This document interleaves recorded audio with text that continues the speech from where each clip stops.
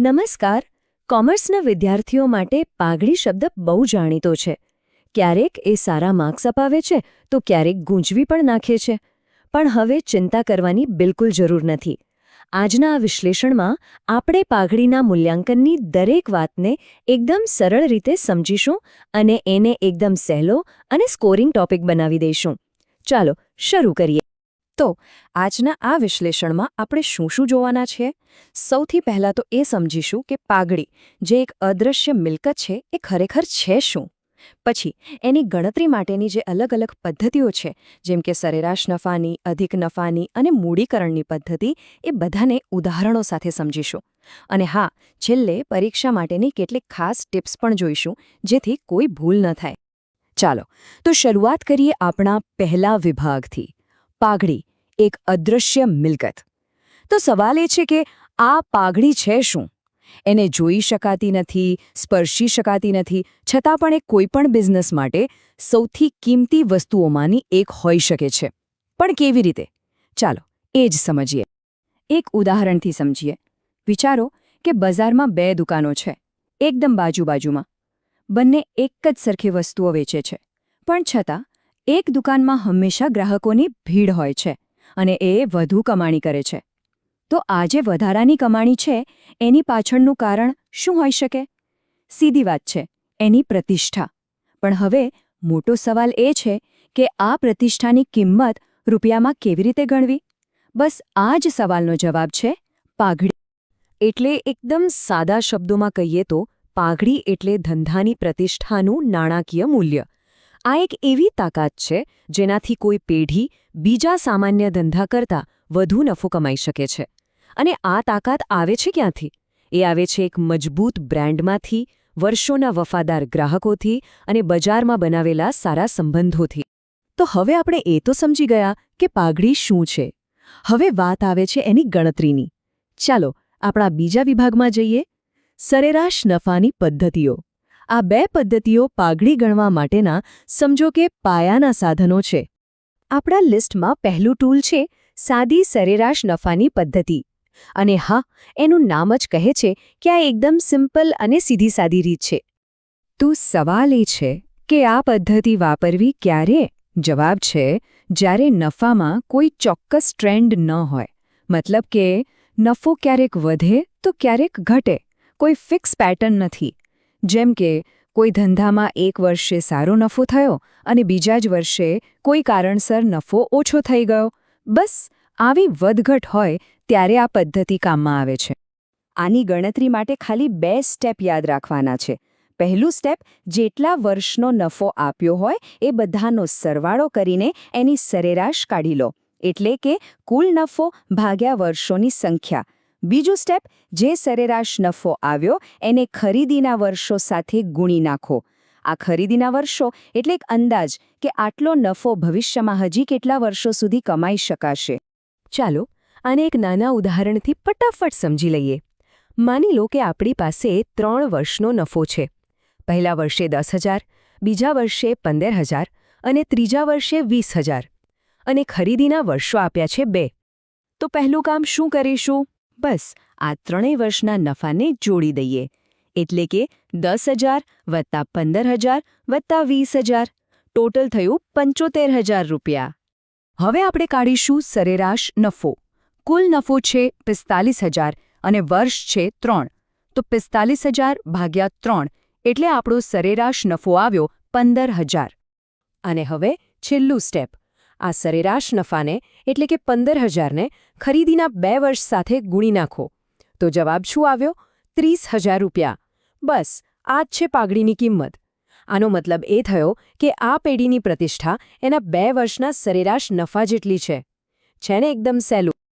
તો આપણે જોયું કે સાદી સરેરાશ પદ્ધતિ નફામાં વધઘટ થતી હોય ત્યારે વપરાય. પણ જો નફામાં સતત વધારો કે ઘટાડો થતો હોય તો શું? એના માટે છે આપણું બીજું ટૂલ, ભારિત સરેરાશ પદ્ધતિ. આ પદ્ધતિ ખાસ ત્યારે જ વપરાય છે જ્યારે નફો એક ચોક્કસ દિશામાં જતો હોય, એટલે કે દર વર્ષે સતત વધતો હોય અથવા સતત ઘટતો હોય. આની પાછળનો વિચાર બહુ જ સિમ્પલ છે. જે સૌથી નવું વર્ષ છે એ ભવિષ્ય માટે સૌથી વધુ મહત્વનું છે એટલે આપણે એને સૌથી વધુ ભાર એટલે કે વજન આપીએ છીએ. અહીં ગણતરીમાં એક સ્ટેપ વધી જાય છે. આપણે દરેક વર્ષના નફાને એક ભાર આપીએ છીએ. જેમ કે જૂના વર્ષને 1, એના પછીનાને 2 અને એમ આગળ. પછી નફાને એના ભાર સાથે ગુણીને ભારિત નફો શોધીએ છીએ. પછી આ કુલ ભારિત નફાને કુલ ભારથી ભાગીને સરેરાશ કાઢવાની અને છેલ્લે એને ખરીદીના વર્ષોથી ગુણી નાખવાની. થોડું ગૂંચવણભર્યું લાગે છે? ચાલો ઉદાહરણથી એકદમ ક્લિયર થઈ જશે. જો આ ઉદાહરણમાં નફો દર વર્ષે વધી રહ્યો છે. 10,000, પછી 20,000, પછી 30,000. એટલે આપણે ભારિત સરેરાશ વાપરીશું. સૌથી જૂના વર્ષ 2021ને ભાર આપ્યો 1, 2022ને 2 અને સૌથી નવા વર્ષ 2023ને 3. હવે નફા અને ભારનો ગુણાકાર કરતા આપણને ભારિત નફો મળ્યો. આ બધાનો સરવાળો કરતા કુલ ભારિત નફો થયો 1,40,000 અને કુલ ભાર થયો 6. હવે ભારિત સરેરાશ નફો શોધવા માટે શું કરવાનું? કુલ ભારિત નફાને એટલે કે 1,40,000ને કુલ 6 વડે ભાગી નાખો. જવાબ આવશે લગભગ 23,333 રૂપિયા. અહીં એક વાત નોટ કરવા જેવી છે. આ રકમ સાદી સરેરાશ કરતાં વધુ છે. કેમ? કારણ કે આપણે સૌથી નવા અને સૌથી વધુ નફાને વધુ મહત્વ આપ્યું છે. અને હવે ફાઇનલ સ્ટેપ. આ ભારિત સરેરાશ નફાને ખરીદીના વર્ષો, જે અહીં 3 છે, એની સાથે ગુણાકાર કરીએ. તો પાઘડીની કિંમત આવી લગભગ 70,000 રૂપિયા. આનાથી સ્પષ્ટ દેખાય છે કે જ્યારે કોઈ બિઝનેસ સતત ગ્રોથ કરતો હોય ત્યારે એની પાઘડીનું મૂલ્ય પણ વધારે જ આવે છે. ચાલો હવે ત્રીજા વિભાગ તરફ આગળ વધીએ. અધિક નફાની પદ્ધતિ. આ એક સ્પેશિયલિસ્ટ ટૂલ છે. પહેલી 2 પદ્ધતિઓ શું કરતી હતી? એ ખાલી પેઢીના પોતાના નફાને જોતી હતી. પણ આ પદ્ધતિએ જોએ છે કે આપણી પેઢી બજારમાં બીજી પેઢીઓ કરતાં કેટલી સારી છે, કેટલી અધિક કમાણી કરે છે. આ પદ્ધતિને સમજવા માટે 3 શબ્દો સમજવા બહુ જરૂરી છે. પહેલો શબ્દ રોકાયેલી મૂડી, એટલે કે બિઝનેસમાં ટોટલ કેટલા પૈસા લાગેલા છે. બીજો શબ્દ અપેક્ષિત નફો. આનો મતલબ કે એટલા જ પૈસા જો કોઈ બીજા સામાન્ય બિઝનેસમાં રોક્યા હોત તો અંદાજે કેટલો નફો મળત. અને ત્રીજો અને સૌથી મહત્વનો શબ્દ અધિક નફો, એટલે કે આપણો બિઝનેસ એ સામાન્ય અપેક્ષા કરતાં કેટલો વધારે નફો કમાય છે. આ જે વધારાનો નફો છે એ જ આપણી પાઘડીનો પાયો છે.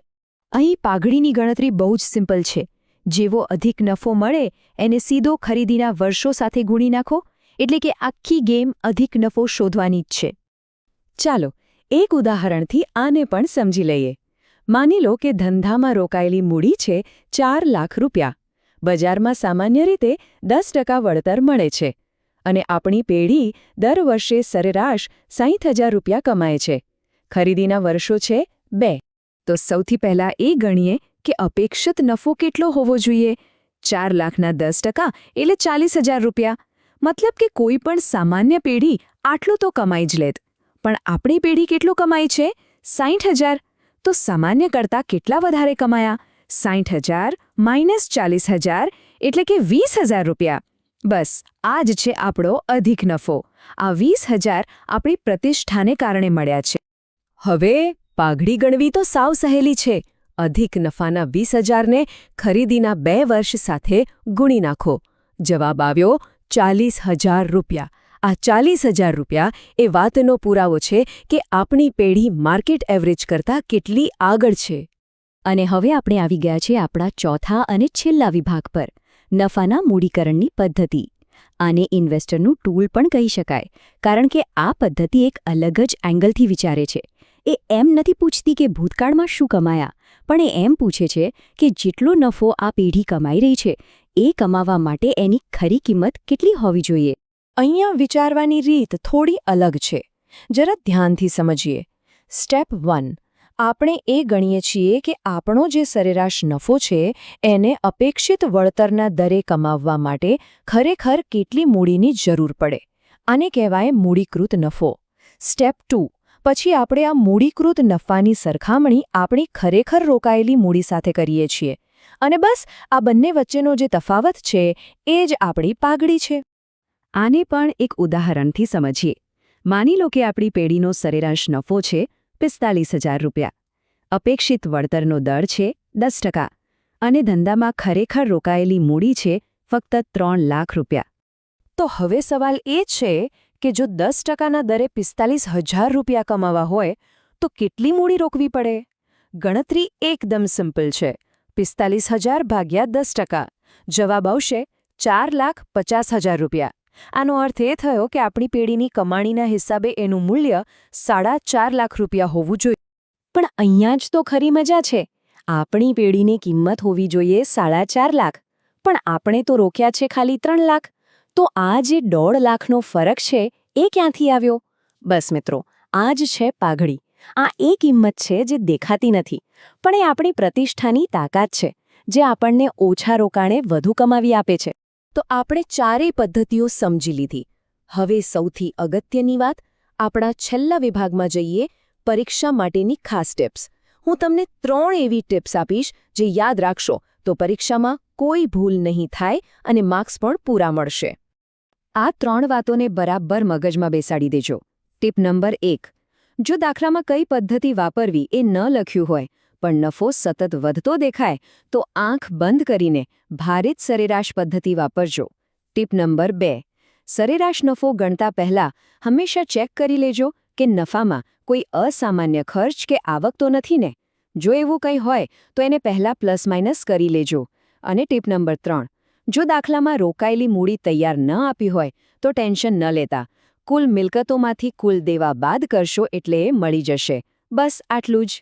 તો આખા વિશ્લેષણમાં આપણે ભૂતકાળના આંકડા ઉપરથી ગણતરી કરી, પણ જતાં જતાં એક સવાલ મનમાં મૂકીને જાઉં છું. પાઘડીનું મૂલ્યાંકન એ શું છે? એ ભૂતકાળની કામગીરીનું પરિણામ છે કે પછી ભવિષ્યમાં કમાણી કરવાની ક્ષમતાનું વચન છે? એટલે કે એનું મૂલ્ય છે જે આપણે મેળવી ચૂક્યા છીએ કે એનું મૂલ્ય છે જે આપણે ભવિષ્યમાં મેળવી શકીશું? આ વિષયની ખરી મજા આ જ સવાલમાં છે. આના પર જરૂર વિચારજો.